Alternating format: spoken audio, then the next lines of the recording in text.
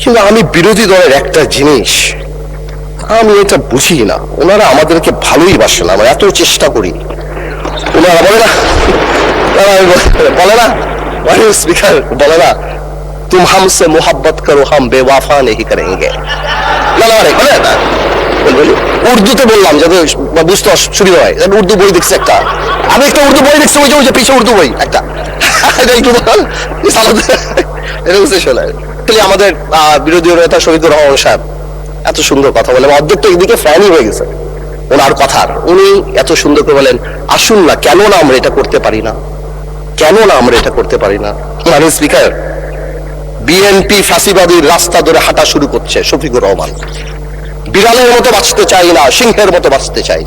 মানুষ আশরাফুল মাখলুকাত আল্লাহ বানাইছে, আমরা সিংহ বিড়াল হয়ে যাচ্ছি। সংস্কার পিছিয়ে গেল, অভ্যুত্থানের প্রস্তুতি হবে। জিয়া পরিবার থেকে মানুষকে মুক্ত করার ঘোষণা। 16 বছর জিয়া পরিবারের থেকে মুক্ত করতে শেখ হাসিনা হেলিকপ্টার দিয়ে পালিয়েছে, সাতরা পালাবে।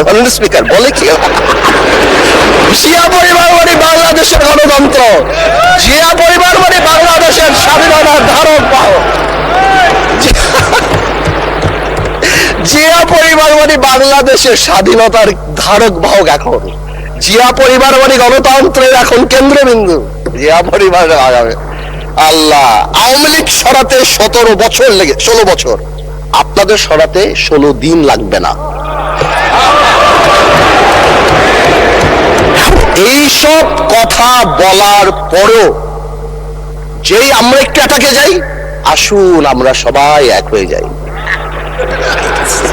এই ডাবল স্ট্যান্ডার্ড করে লাভ হবে না। আমি বিরোধী দলের নেতাকে সম্মানের সাথে বলতে চাই, আপনি আপনার ঐক্য আপনার দলে ক্লাস নেন, আপনি বুঝান that he who comes in equity must come with clean hands। আপনি একবার এক কথা বলবেন রাজপথে, গণঅভ্যুত্থান ডাক দিবেন।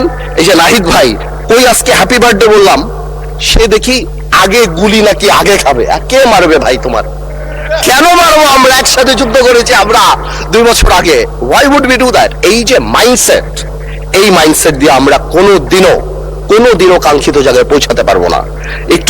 একটু আগে আমাদের স্বরাষ্ট্রমন্ত্রী সাহেব উনি বলে গেল জাতি বিভক্ত করা যাবে না।